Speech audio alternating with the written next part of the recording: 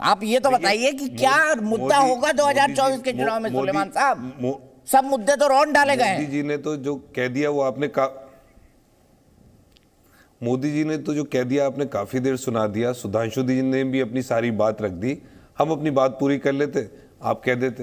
देखिए, एक इसमें एक एनालिसिस जो हमने करा दिन भर में, जो वोट परसेंटेज का देखा, आप देखिए कांग्रेस का जो पिछले वोट चुनावों में 2018 में जो वोट परसेंटेज था वो एज इट इज है, कहीं 0.4% कम है, कहीं 0.5% कम है। हाँ, बीजेपी का जैसे राजस्थान में 3.5% वोट बढ़ा, तो उससे वो जीत और हार का फैसला हो गया। वो वोट उन्हें बसपा का वोट काट के मिला या अदर्स का, जैसा दिखा रहे हैं आंकड़ों में, मैंने एक चैनल के माध्यम से देखा। मध्य प्रदेश में उनका 9% वोट बढ़ा, कांग्रेस का 0.4% वोट घटा है। ऐसी छत्तीसगढ़ में बीजेपी का काफी वोट बढ़ा है, लेकिन कांग्रेस का वोट इंटैक्ट है, सब जगह 40% के आसपास। तो ये कह देना कि कांग्रेस की हार हुई, और हम उसको मानते हैं, एक्सेप्ट करते हैं, और जनता का भी शुक्रिया अदा करते हैं कि उन्होंने हमें इतना भी वोट दिया, लेकिन आप ये देखें 40% वोट लेके बीजेपी की स्ट्रैटेजी बेहतर होगी, इसीलिए वो चुनाव जीते हैं। तो मैं समझता हूं कि ये कह देना या राइट ऑफ कर देना कि 24 में क्या करेंगे, सब खत्म हो गया, तो मैं समझता हूं आपके अगर बात को माना जाए तो फिर तो चुनाव ही नहीं कराए, बिना चुनाव कराए डिक्लेयर कर दें बीजेपी को, मोदी जी को प्रधानमंत्री बना दें, इसी तरह की बात कर रहे हैं आप।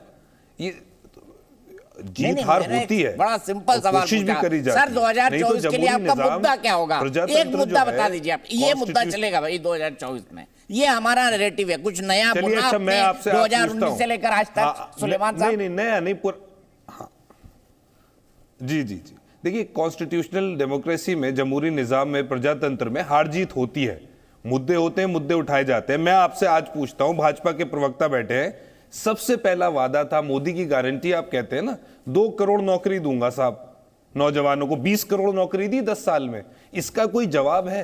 वादे करते जाओ, झूठ बोलते जाओ और आगे बढ़ते जाओ। नहीं, उसके आगे सुनिए, काला धन लाऊंगा, काला धन बढ़ गया स्विस बैंकों में, भी एक रिपोर्ट थी पिछले साल की। तमाम इस तरह की बातें हैं। आज का दिन इस बहस का नहीं है, लेकिन क्योंकि आपने पूरा उनका भाषण सुनाया, फिर सुधांशु जी ने तारीफें करी, आप भी ये कह रहे हैं कि 24 में अब कुछ बचा ही नहीं है, तो मैं यही सवाल पूछ लेता हूं कि जो मैनिफेस्टो थे, जो प्रोमिसेस थे पार्लियामेंट के इलेक्शन के 14 के और 19 के, वो सारे पूरे हो गए? बताएं, किसानों की आय दुगनी हुई? फितरत की बात कर रहे हैं, इंसानी फितरत जी होती है ना सुलेमान साहब, समझते हैं फितरत? आप इंसानी फितरत को समझते हैं सुलेमान साहब? इंसानी फितरत क्या होती है? जी, आपसे ज्यादा नहीं समझता हूं, जो भी थोड़ा बहुत समझता हूं वही समझता हूं। देखिए, अंतर है, मैं अंतर बता रहा हूं दोनों पार्टियों का। कांग्रेस को हारने की आदत हो गई है और बीजेपी को जीतने की आदत हो गई है, ये अंतर है, ये हमारी इंसानी फितरत है, ये सोच का समझ है। और सुधांशु जी, मैं आपसे जानना चाहूंगा, 2 करोड़ नौकरी दे दी आपने, देखिए, ऐसा होता है ना, काला धन वापस आ गया। हारने की आदत होती है ना, जीतने की आदत होती है।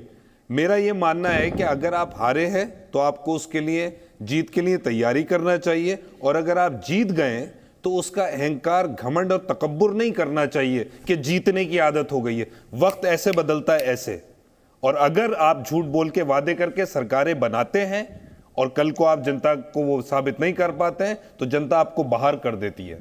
जिस तरह कांग्रेस को आप राइट ऑफ कर रहे हैं, 2018 में मैं कौन होता हूं राइट ऑफ करने वाला? वो राइट ऑफ देश की जनता करेगी, सरकार करना होगा। मैं कौन, मैं छोटा सा एंकर हूं, मैं कसम से उन पत्रकारों में नहीं हूं सुलेमान साहब जिनको लगता है, ना ना सुनिए, मैं कम से कम उन पत्रकारों में नहीं हूं जिनको लगता है कि मेरे ही कहने से सरकार बन भी रही है और मेरे ही कहने से सरकार बिगड़ रही है। मैं इस मुगालते में नहीं हूं, बिल्कुल नहीं हूं। सुधांशु जी, आपका जवाब? बेवकूफी की बात है, बिल्कुल बेवकूफी की बात है कि हारने की फितरत हो गई है। कोई मजा आता है हारने में? किसी को? आदमी लड़ता है, हारता है, जीतता है। आप नहीं समझ पा रहे मेरी बात। हारने की फितरत हो गई है, जीतने की फितरत हो गई है, सब बात बेवकूफी की बात है। और मैं चापलूसी की बात कहता हूं ये नहीं, आप बीजेपी की चापलूसी की बात कर रहे हैं। हम सबका सम्मान कर रहे हैं, कदर कर रहे हैं। आप मुझे कोई सर्टिफिकेट दे सकते हैं, मैं सभी सर्टिफिकेट का सम्मान करता हूं। खान साहब को बहुत इस बात पे बुरा लग रहा है कि कह दिया गया हारने की आदत हो गई है, तो मैं याद दिला देना चाहता हूं, एक नहीं अनेक राज्यों में, उत्तर प्रदेश में 1989 में आप गए, 84-85 में आखिरी बार जीते, तो उसके बाद से हारने की आदत हो गई। सुधांशु जी, अभी हिमाचल, कर्नाटका, तेलंगाना, बिहार में 6 महीने में जीते अरे भाई, अभी अब आप बोल चुके हैं, अब मैं बोल रहा हूं।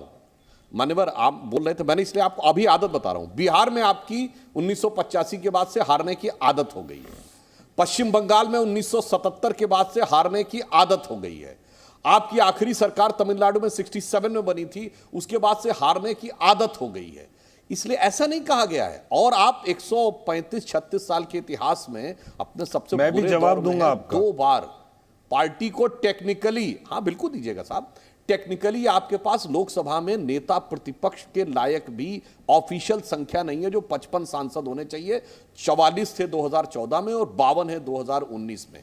उसके बाद आदत ये नहीं है, आदत ये हो गई है कि अहंकार की आदत हो गई है कि उसके बाद भी मोदी जी को गाली बकने की आदत हो गई है। और जनता जो है, आप जितनी नफरत उनके प्रति उगलते हैं उतना जनता उनको मोहब्बत देती। अब आपकी बातों का तथ्यात्मक जवाब देता हूं मान्यवर। यही तो समस्या है। 2 करोड़ नौकरी नहीं, 2 करोड़ रोजगार के अवसर कहा था। अगर आप 2 करोड़ नौकरी कहेंगे तो 10 साल में 20 करोड़ नौकरी। इस देश में 27 करोड़ तो परिवार है, सब नौकरी करेंगे तो नौकरी देगा कौन? 34 करोड़ लोगों को मुद्रा योजना में उन्होंने प्राइमा फेसिया लोन लिया है। यदि हम ये कहें कि उसमें सिर्फ आधे लोगों ने कोई एक रोजगार का अवसर क्रिएट किया होगा तो उसके हिसाब से कम 16 करोड़ रोजगार के अवसर क्रिएट हुए होंगे। यदि पीरियोडिक लेबर सर्वे का डाटा आप देखें तो इस समय बेरोजगारी की दर 6 कुछ प्रतिशत पे आ गई है, जो पिछले 5 साल में यानी प्री कोविड एरा से हम अब बेहतर स्थिति की तरफ बढ़ रहे हैं। फिर भी कोई कहेगा इस आंकड़े पे, डाटा पे विश्वास नहीं है, तो मैं ये भी बताना चाहता हूं 37 किलोमीटर प्रतिदिन की सड़क बन रही है तो आसमान से जिन्नात आके नहीं बना रहे हैं। अगर 70 से अधिक एयरपोर्ट बन गए हैं तो बनाने वाला तो कोई है। यदि ऑटोमोबाइल मैन्युफैक्चरिंग में हम दुनिया में तीसरे नंबर के देश हो गए हैं, 7.5 करोड़ परिवारों में कोई ना कोई एक ऑटोमोबाइल है, तो वो बनाने वाला तो कोई है। 4 करोड़ गरीबों के आवास बने हैं तो बनाने वाला तो कोई होगा। यदि हम मोबाइल मैन्युफैक्चरिंग में दुनिया के नंबर 2 के देश बन गए हैं तो बनाने वाला तो कोई होगा। अब मतलब ये कोई आसमान से भूत और जिन्न तो आके बना नहीं रहे। तो इसलिए मैं कहना चाहता हूं, अगर आप आंकड़ों में देखना चाहें तो बात कर लीजिए और हकीकत में देखना चाहिए तो बात कर लीजिए। इसलिए चाहे विकास हो, राष्ट्रीय सुरक्षा हो, रोजगार हो, उन सारी चीजों के ऊपर भारतीय जनता पार्टी का विचार और आप लोगों के विचार में बहुत एक भारी अंतर रहता है।